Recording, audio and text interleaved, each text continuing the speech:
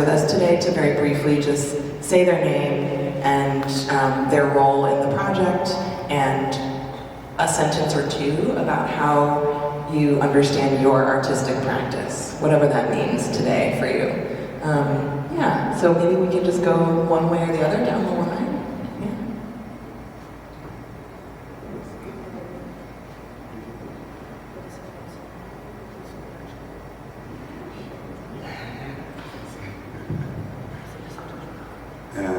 Hi, I'm Alan Ferreira.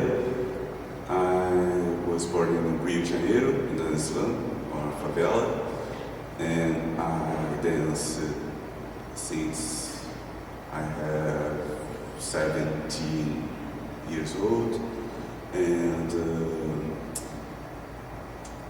try experiment new movements at the same time.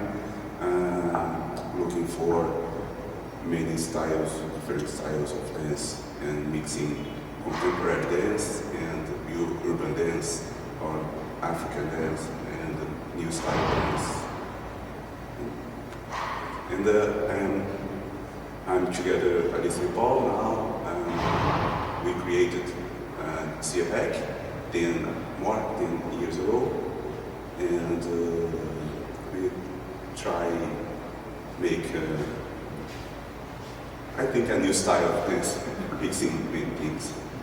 But we are CFEC, our contemporary dance group.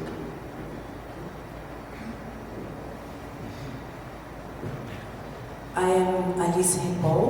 I'm also from Rio. I had some groups and directed some pieces and also performed a few, not many pieces, before we started this group. I also direct another group called Suave. And I also worked with theater, artists from circles.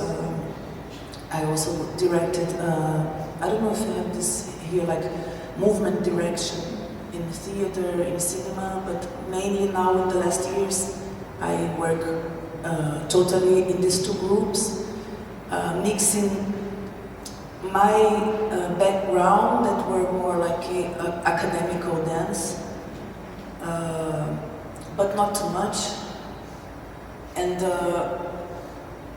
what the dancers bring to me, their desires, their dreams, their interest, and we've been showing the pieces a lot around Europe, now first time in US and Brazil.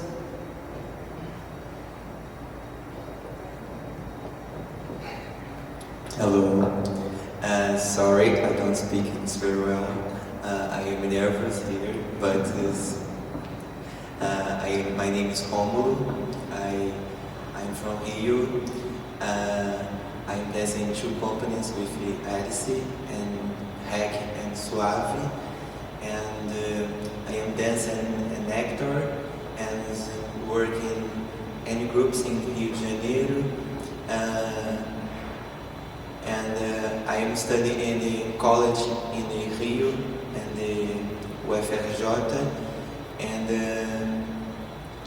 now is working in my first direction in the work in the circles. And I like the different types, the language this artist is. Thank you.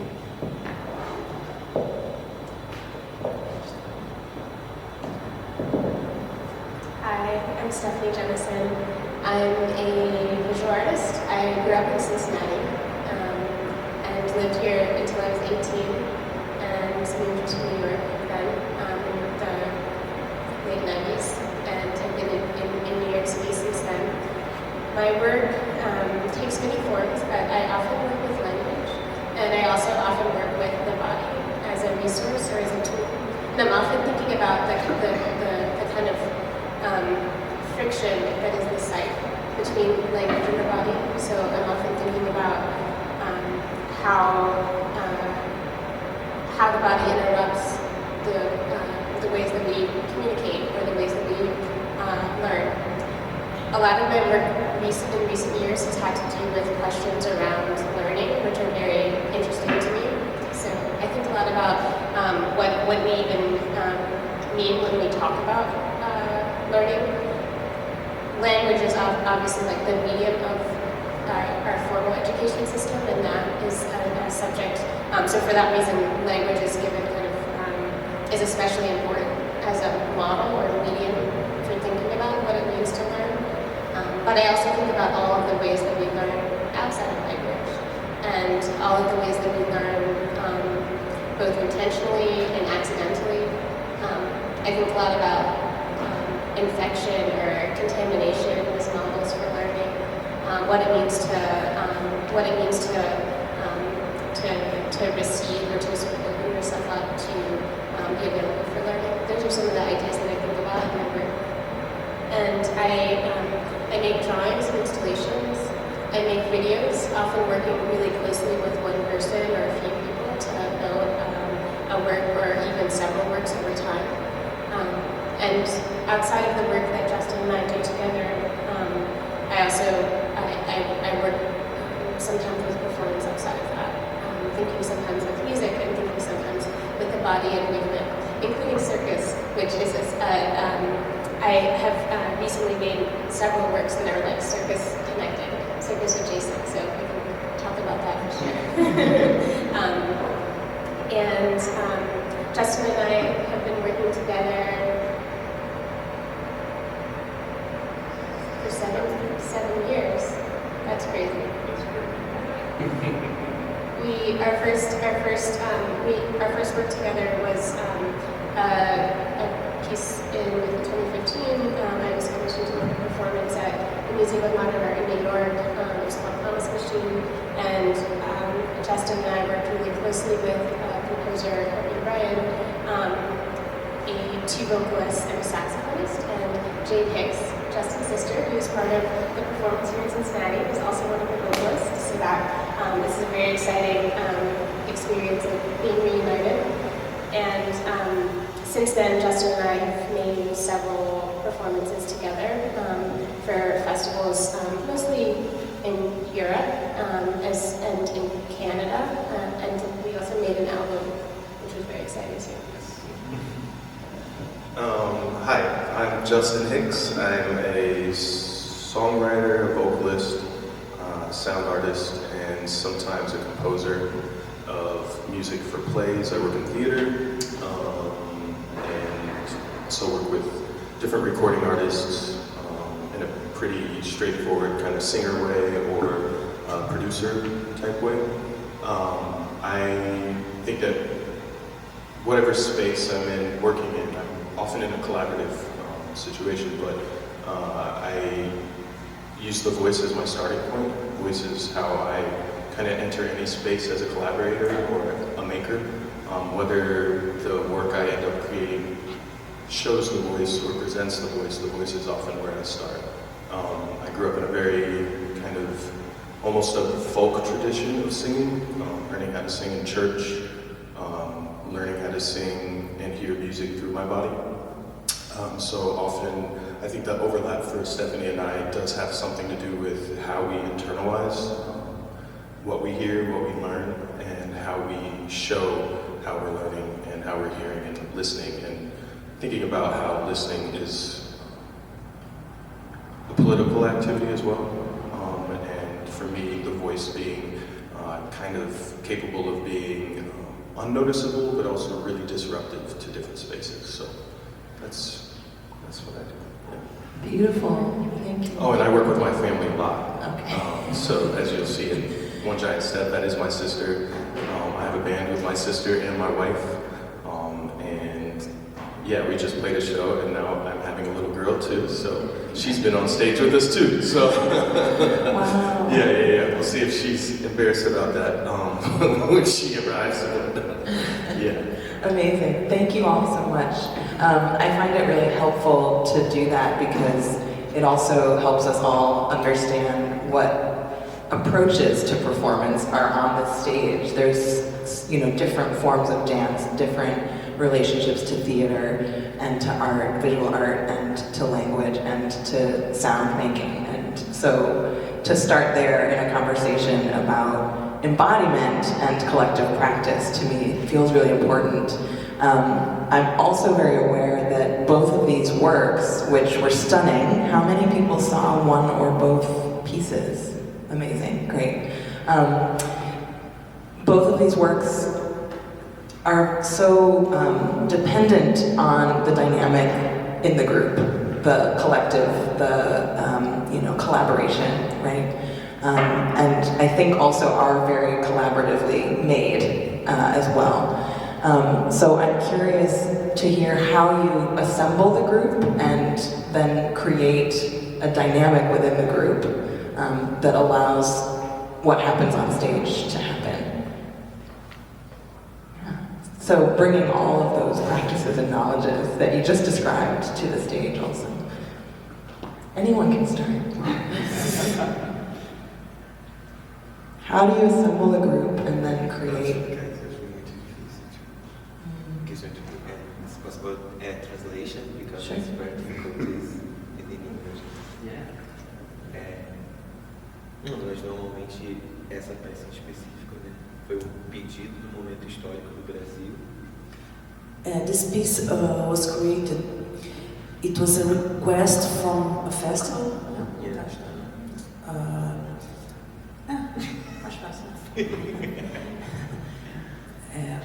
It was a festival in Rio that they invited some artists and some groups to respond a question that would be like, which legacy the city got from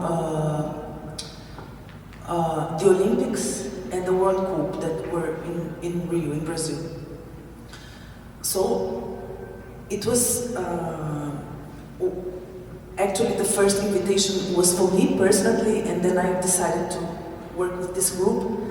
And what we thought, the first thing we thought it was, I mean, of course, the question was a bit to be provocative in the sense that the city needs a lot of things, and I mean, nothing stayed from these big events as happened in other cities.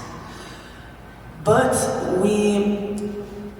because of the reality of the interpreters of the group, we decided to take the question as, okay, but since they are born, what the city brings? And then let's go further, not to stay in these events because it's we cannot answer. The question itself was already a bit classist. So we've been back in the history of the interpreters, and most of them at the time, I mean, being a black people in Rio, and especially living in favela, it was like we went through this, what the city brings to these people, and this event of being checked. It's like almost an invisible wall that divides a lot of territories in the city. And so we started with this point to develop the piece, and then... Não, acho que é legal falar principalmente que você falou da visibilidade que eu entendi, mas a questão de como essa postura dessas pessoas que estão trabalhando também. As pessoas pretas que estão trabalhando nesse processo. Acho que foi melhor ter pensado assim. Para homenageando, mas pensando naquelas pessoas. Fala em português que eu vou traduzir. Nessa relação de pensar essas pessoas que estão realmente trabalhando naqueles lugares, não só são de visibilidade que elas, mas também pensar elas em outra questão. O povo brasileiro. Aquelas coisas aqui que eles não das pessoas também. Continua, depois do papo. Não, posso traduzir literalmente o que eu tô falando. Não, mas eu sei pra saber onde você tá, Continua. No, I don't know if I answered. I'm curious how then within the company and within the group in making the piece, you, what was rehearsal like? How did you create a connection within the group that allows the dancers to go through that experience in each performance? We don't have like a regular methodology. It can vary a lot depending on the process. In this process, when as it was first addressed to me, and then I brought to the group, and then we talked a bit, and then Alain, he showed me a film. I think for me it was like a starting point about.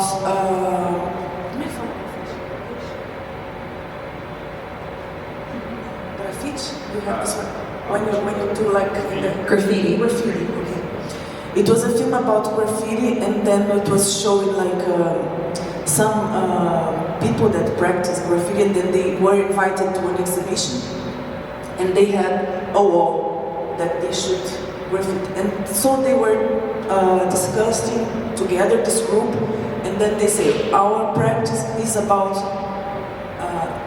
transgression. And we cannot stay in a place that was reserved to us. We have to move the audience in a way. And so they started to do the graffiti in a lot of places that were not allowed. And then it was a big thing. And then so they brought a discussion. And then he brought me this film. And then I was with this idea: how can we move? How can we put the audience together, or to feel more close? This. What we are trying to approach, to address. So it was through this film that he brought, and then I bring the topic, and then we improvise a lot. We do a lot of improvisation, and sometimes I arrive with something very close, and then we talk a lot about what we wanted to address and make people go through, and how we could do, and then sometimes they point me, no, now this is a mistake. I remember, for example, when Homeland brought the topic that we should change also the objects in the audience, and not because, I mean, it has to be clear that, I remember the expression used, it's not our stealing only. So it's another way to. So they do a lot of contributions, and then I put everything together. It's a bit like this. Thank you. Do you all want to add anything? Yeah, I think for Steffani and I, we think about when we bring a group together, or when we assemble a cast, I guess, which is not really the word we use. We consider our practice to be a study practice. We're inviting other performers or artists into a space to look at something with us. And what we spend a bulk of our time doing is creating a space that kind of hopefully creates some sort of trust between ourselves and the performers we work with. And I think a lot of times the score of the material sits in a very, it sits closer to the performer's body and who they are, and it unfolds from there. So a lot of, like when you hear Kayla playing in our piece, and this is often how we work with musicians, is we give them material and an idea, kind of, and we see how they kind of interpret it. And I guess we're doing that same thing too. So it is really like a conversation constantly. And rehearsal process, we work with, Kayla is from Cincinnati, and we had a few Zoom rehearsals with her, and then we had a Zoom rehearsal with her and Jade, and we kind of like step by step rehearsed the piece. But once they got into the room together, finally, they were able to really bring themselves to the situation, bring themselves to the room, and try things and experience things, experiment. That's think that's the way we really get this feeling of learning in real time and kind of trust. Our hope is that when we do work with performers, that we are creating some sort of platform for them to do what they do well, and what they really enjoy doing, and continue to go further with it. I guess I would start there. Yeah. Beautiful, thank you. I was struck watching both shows back to back by how it's so clearly a collective effort in each case, but also the individual dancers and performers are very distinct. I think in your piece, it is specifically challenging the idea of the dancers as, all the same, right? And pushing on the idea of Black dancers as Black performers, Black people as all the same, and I think implicitly that's true in your piece as well. So this individuals are visible inside of this group, and then there's this dynamic with the audience that is complex, and that's really obvious in the case of your piece. But also, I think we were just talking about how the audience for you all was super different every show. So I'm curious how you deal with, and this is also a question about being Black on stage, but how you kind of deal with the encounter of the audience, with the audience.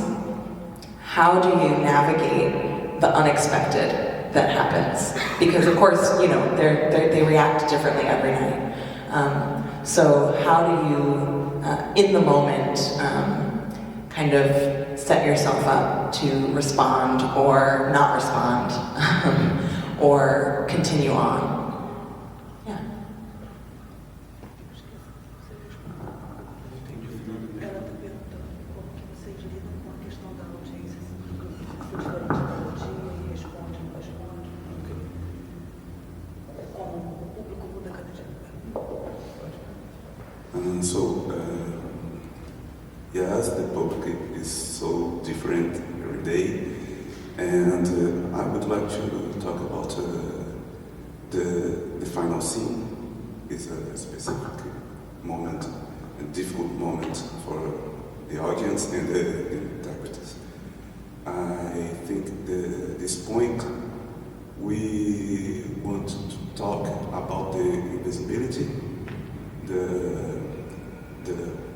I won't think if the people in that moment when the piece was created, people stopped to talk about. And I want to talk first, the first scene, the slow moment, the many movements and slow movement, but look like people sleeping on the streets. And in Rio, in my city, we walk in the city center, and you can see many boys, young boys, sleeping or only stay there in the street. And when we start to make the scene, or describe the scene, imagine the scene, I really can watch more these people and wow, my God, every day these are here. I don't talk about. I never look for him. I'm not saying that him or these people or my brothers. And the art changed, my art changed me together than what I try change in the people, the audience. I think it's so important to change everybody, not the audience, not the artist. And I really would like to everybody looking, the people sensibilize the situation, because in that moment we really think about why the world don't stop and looking for this. Many parties in Rio, many events, and the people only was take the side or no work about the people, the poor people. I'm not talking about only the black people in Rio. There are many mixed, and I think this is.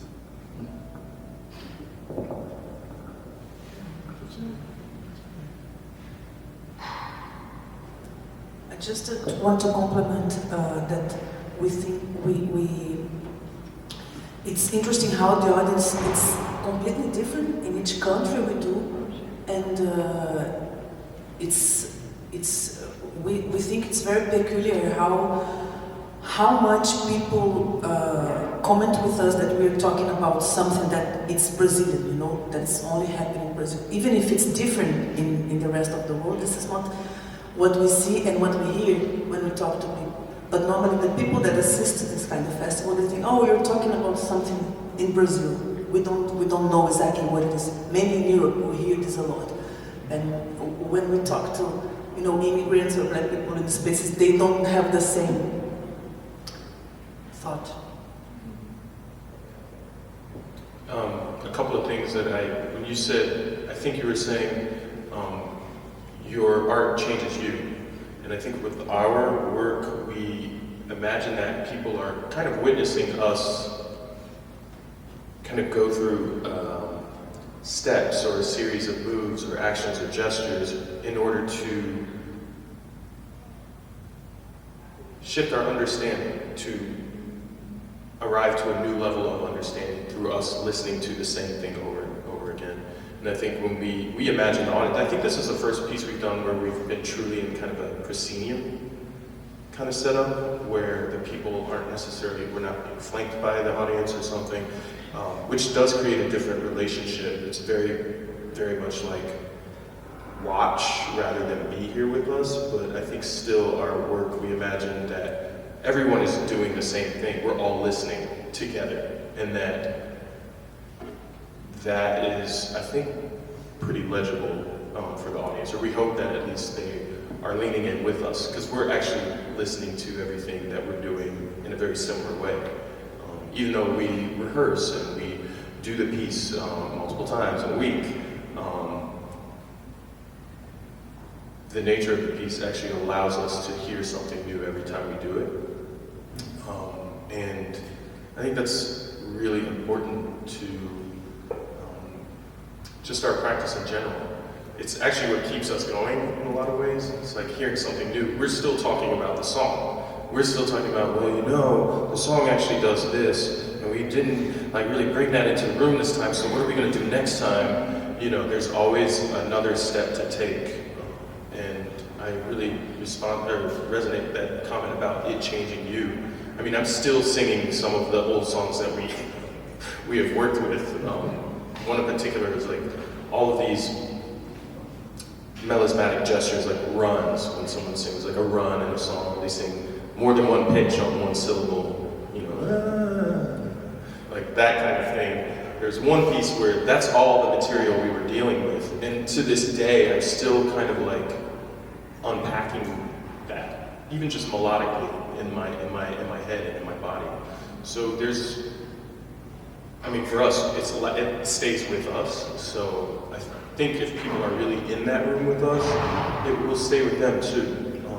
And you know, this idea of listening being also a political act, it is different being in Austria, for instance, where people are kind of primed for a particular kind of listening in terms of music practice, and classical music and whatnot being like more ingrained in their upbringings, and in a way that here it's not really that common. You know, lean in a particular way to just the sound, but then people also leaning into the politics of it, seeing us as Black people doing this very minimal experimental work even. After seeing both shows last night, I wrote in my notebook that Accordo was very quiet, but it is clearly quiet. There's very little sound, but it's actually very loud. It has a very strong impact, message. It's, you know, so there's not music or talking, but it is incredibly big and powerful. And I wrote that your piece is very loud, but is kind of secretly very quiet because there's so much sound, but it becomes about the pauses and about the breaks. And as someone who knows, I immediately on the first note recognized the song, even having forgotten what song the piece was using, because I have a personal relationship with that song and know it very intimately. But I knew that many people around me were like waiting for the clarity, the learning to come. So it was full of sound, but actually, for me, I was singing along inside my head, like finishing the lines that you were only starting.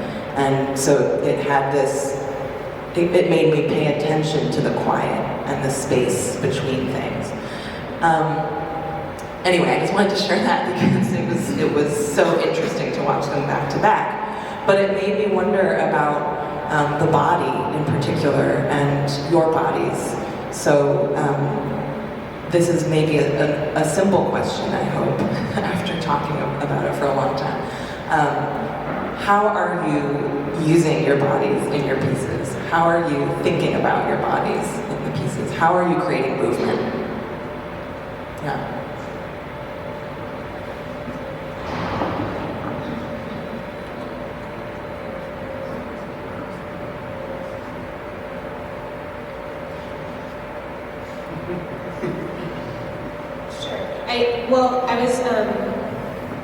I was going to also say one thing just in relation to the previous question around the relationship to the audience, and just to add that an important part of the practice of Justin and myself has been to really consider the sort of fundamental expectation of theatricality or performativity of Black life in the context of the kinds of spaces in which we occupy as artists, and to think about what we offer and also what it is that we withhold in relation to those expectations, and to consider what it means to. I will say that there's a way in which this practice has been scaffolded by a kind of series of institutions who have each supported it for, in important ways, often across several years. And in many ways, we see that support as it's almost like something we're stealing. It's something that we're using in order to keep the practice alive. The practice is alive for us and between us, and with our collaborators and with those who are in conversation with the practice. There's always there are so many layers when we think about who the work is for and who it's for, and working through those questions is also something that we really try to do in our kind of everyday study. And then I would just add that one of the reasons that we focus so much on the kind of diverse pedagogical sites that sort of precede the experience of work in, or precede like formal presentations of art, I'll just put it that way, is that for us, they actually offer another space, another way to think about what it means for bodies to be in space together, what it means to be in a room together. In a lot of ways, that's kind of all we're thinking about is what are all the different ways that we can be together with, in relation to, and also maybe withholding some things from one another. And we have spent so much time looking for models for that, thinking about that. Okay. that's it. Your other question about how do we think about our bodies in the space, it's interesting because in our study, in our practice, Justin and I spend a lot of time working with our bodies. We spend a lot of time in movement, and I think much of what we've done during the last 3 years in relation to this specific body of work has involved really working through a certain kind of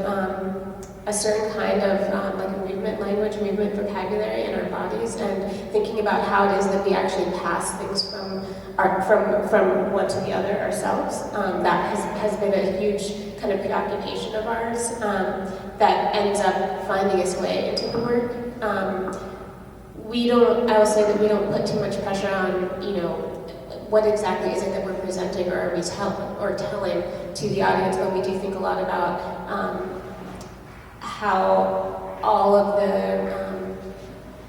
the kind of questions that we have around our body's movement, both movement sort of locally in a room, but then also, of course, we are also thinking in a much bigger way about movement and migration and travel. Our point of entry into this song in particular had to do with our own mothers and our own sort of family's relationship to this song, not only our personal intimate relationships to it, but also the role that it played for our families. And I'll say that speaking for my mother, she often she uses the phrase "young, gifted, and black" as a kind of shorthand for a particular period in which she left home, a moment in which she moved to Washington, D.C., Chocolate City still, in around 1970, and experienced this kind of radical community, black community, and sense of opportunity. But then the kind of many diversions that unfolded before and continue to unfold after that experience. So thinking about bodies, travel, movement in all of the different directions and valences has been such an important part of this work. I'd also say that imagining the body as kind of like the key to kind of unlocking our works as the performers. We tell them, listen to the song, listen to the song, listen to the song. Just listen to the song and you'll be able to do this work. Because essentially we're asking them to bring to the table that familiarity. And we often use a song that does carry some familiarity, this one is a very well-known song, but the idea that if you kind of come to the table with that knowledge, you'll be able to be there with us in the space, study the song, but also perform the tasks that we're asking of the performers. It's also kind of like with the audience too, when people know us, there's that thing where it's like, we know that some black people know exactly where this is going, or they'll know that we're also bringing them into the space as well. But there's this way in which non-black people might know the song, but they'll know it better when they see the piece. And all of these items, all of the particular moments of the song that we're using, kind of have an energy and a power to them, lyrically, melodically, and that we want to get into people's bodies as well.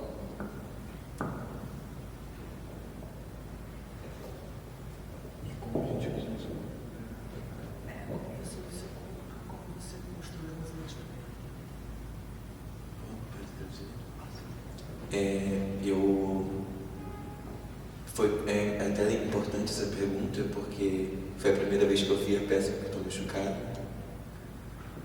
The question is interesting, is important because as he's injured, I'm going to talk in the first person. As I'm injured, it's the first time that I saw the piece and not performed. E como intérprete, a gente não trabalha com uma coisa, com uma coreografia, a quantidade de camadas que a gente vai fazendo ali e como a peça tem uma dinâmica de dentro e de fora muito diferente do que acontece. As we don't use a lot of choreography, there is a lot of improvisation. It was interesting for him to see how many layers he could realize watching the piece differently from inside. E podendo ver o trabalho assim, pensar que como a imagem de ser aquelas pessoas se atualiza também quando a gente vê, porque ao mesmo tempo que vê beleza, vê um constrangimento. Não nos intérpretes, naquelas imagens, você consegue ver muitas coisas e eu acho que para mim é importante ver meu corpo também poder causar isso, essa relação de beleza ao mesmo tempo de estranhamento.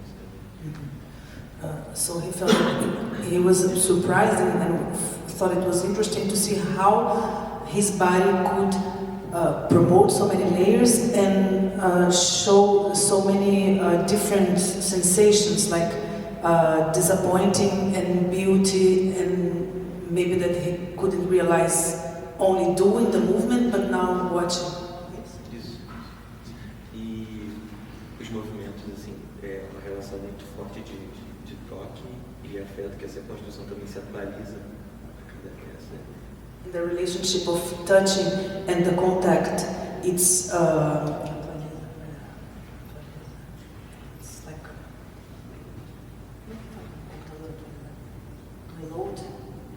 reload, update each time.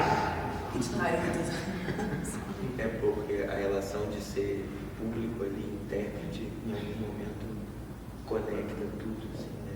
Em algum momento aquilo se torna uma coisa só e quando a gente está como intérprete é muito difícil ver isso tudo acontecendo. Então é muito... Because being audience and interpreter in this piece, at some point, it's one thing and not separate. So it was interesting to see from outside. Sim. E é isso.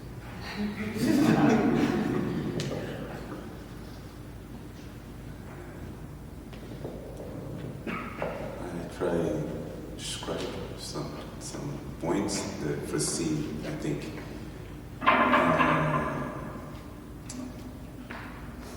I don't know if it's strange, but I try.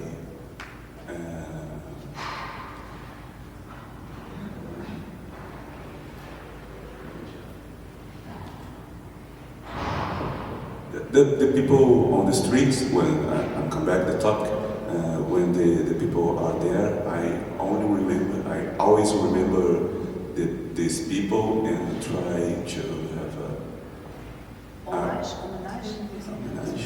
I don't know. I think homenage. You honor. You're not alone. Have somebody looking to you. And I think it's important. I remember sometimes another thing I liked so much, the graphics and the pichação. Only write your name on the tag. And I saw many videos and films, and I like especially this kind of art or the protesting of translation, and they really many times they thought we write in the wall to be recognized, to be seen, to be noted, and from me this scene is very important. The first scene, and the second one in specific to movement is especially movement that I have some time, vocabulary I already had, and mixing many thinkings and movements and Brazilian and black people in Africa, some place in Pan-Africa movements, but I really want to think about a transgression in my mind, how I can move me different in some point in my life, and I really want to be a little girl, 7 years old, and only relaxing on the street and walking and dancing in the street. And I try to move this inside in the second part of the piece, how I can change my body too. In the other things, I think Homer will talk about the body's many thoughts and how we can use our bodies in movements and improvise, and then after improvise, use construct a scene. Beautiful, thank you. We're very close to time, but I just want to make sure that if there is like 1 or 2 quick questions that folks are burning to ask, that we just take a moment for that. So please chime in, yeah. I saw One Giant Step on Thursday, and I was kind of in the middle, and it was interesting because the audience behind me and even to the right and left started to sing along at times, and I was just curious. I thought so. I couldn't tell. It was kind of quiet, but yeah, and it was, from an audience point of view, it was so nice to I almost felt like I was being swallowed by the sound, and so I was just curious, are you hoping the audience will chime in, or, because even with the lights changing too, it was very immersive from an audience point of view, so I was just curious what your hopes are for the audience. Yeah. Well, I think one of the challenges in this space is that we certainly wanted to create an experience of immersion while also making it easy for everyone to see what we are doing and while also maybe riding that fine line I was describing earlier, that the performance is not exactly interactive. There's no specific invitation, but we are inviting. We do want people to feel interpolated or integrated. I don't know if that's a little too for anyone who don't. I don't know if we knew whether people would respond or not, because to be honest, we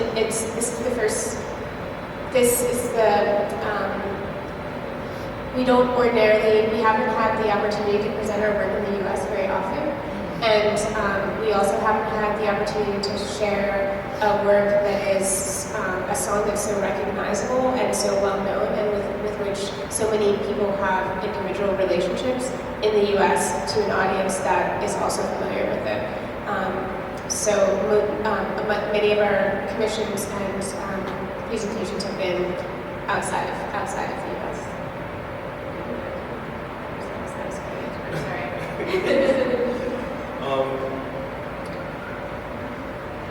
I think I can say how I respond to the idea that people would sing along. Sometimes deep down I'm like, it's working, it's working. It's like this evil plot to infect, maybe not evil, but a plot or an idea that people will take on even the task of response as a document of their listening, and a live document. And the call and response is in the piece, and it's in the traditions that we are tapping into. And so I think if it's especially because there's no invitation, it feels like it's a very natural thing. It's coming from a deep place that people would feel the implied invitation even, or that they were like, that's what I'm supposed to do, or that's what I'm allowed to do. And I just feel like that's a really interesting thing, because often, especially in spaces like music performance, if you're playing in a band, people will sing along with you, and there's this looseness, and kind of a band will feed off of that energy, and it's we're all here enjoying the same sensation, and though I'm putting it out there, like it's this thing that everybody can grab onto. And I think especially in a space of these kind of performances and performance that sits in kind of a art space or whatnot, there's often like an unsure kind of way that the audience might feel. So it's actually a really pleasurable thing to me when people are like, I feel free to sing with you. It's also complicated. And I think I was thinking about that so much when I went to the what's it called, last night, the performance in the lobby. Late night hub. I was at the late night hub, and so I'm like, we walked in, we had dinner after our show, and then we walk in, and there's this amazing performance, and it's totally everyone. Everyone is like stomping and clapping and jumping and totally engaged and like totally in it. And I was thinking about what it means to like how easy it would have been for us to create that situation on the 5th floor, because it's a song that everyone knows, it's a refrain, it's a chorus that everyone knows. There are certain kinds of pleasures that we're actually not making available in the work, and that's important too. Like there's a certain kind of and maybe Tara mentioned it really clearly at the beginning, that there is an experience of withholding. There is a kind of private unfolding that's also really important. And I think the fact that people are singing, but they're singing quietly, like they're singing, but they're not sure if they have permission to sing, or they don't know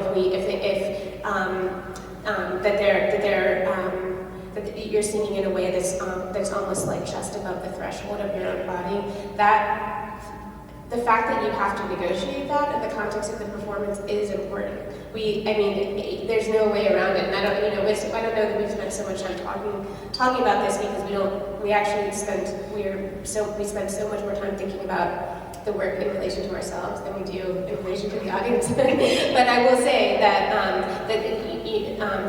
the fact that there is that you have to sort of negotiate what your response is, how you feel about that, what that means, what it means, what your relationship to this material is, how it's related to or different from ours. All of that is important, and is a part of is undeniably a part of the work that we've created. Yeah. So thank you so much for asking that question, because it gets at something that's really complicated but important about the work. Thank you so much. I think we might be at time. Is that true? There's like one more question. Okay, is there another burning question? Don't want to take that away from anyone. Do any of you have questions for each other? Maybe? No? No?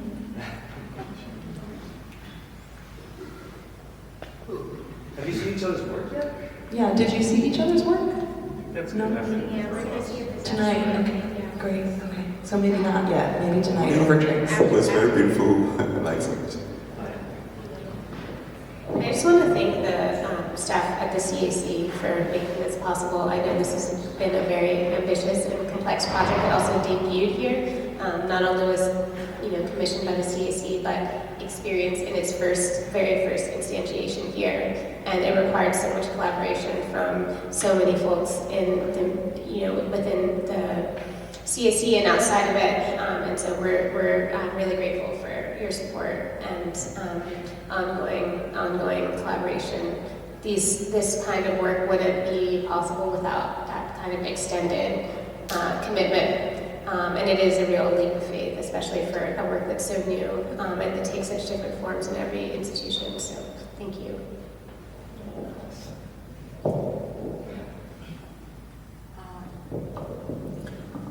I just feel like if I have time to say one last thing, because I was even thinking about the other question, and when they were talking about how they move, and I think it was maybe interesting to say how for me it always like this with this group, but especially in this piece, how much is important their freedom to bring their own material, to do this kind of touch in the audience that Alan was trying to say, how he touched himself or how he changed. I think because I remembered another film, I forgot this for a long time, now I remembered another film that I saw, maybe we saw, I don't know, in the process of Acordo. It was a story, it was a documentary about rap singers. And one of them, he was a guy that worked in a company that fixed air conditioning. And so he was, the film was showing his everyday life, and then he was in a university with a lot of young students talking in the corridor, and he was with the how to say, the costume, the dress of worker, Uniform. a uniform, and fixing the air conditioning. And then in the next scene was showing how great artist he was, singing and writing his songs. So that image, I thought it was so strong. I mean, I think if I were a choreographer or a director that was too demanding in terms of the language, the audience wouldn't feel this closeness about what we are talking about. So this, I think it's important for the group that each one brings their things, their gests, their body, and we work together with this, but it's important that to do this line, of connection with the audience. I think it's important to be very personal. That's a perfect place to end a conversation about embodiment and collective practice. Yes, thank you. Thank you so much for coming. We'll end it there. Have a great night.